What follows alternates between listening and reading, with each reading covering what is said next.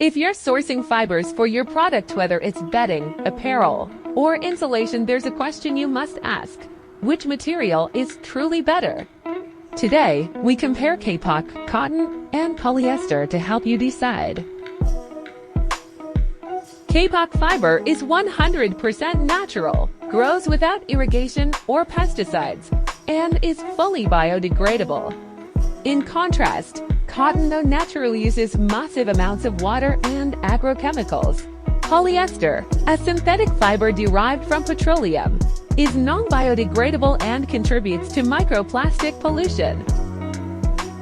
Kapok fiber is extremely lightweight, up to 8 times lighter than cotton.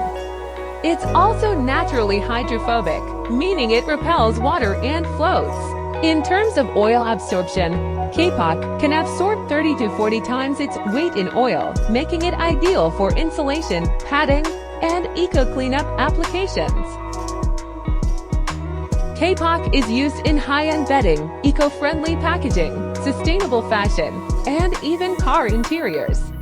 While cotton dominates apparel and home textiles, and polyester dominates fast fashion, neither can match kapok's combination of performance and sustainability.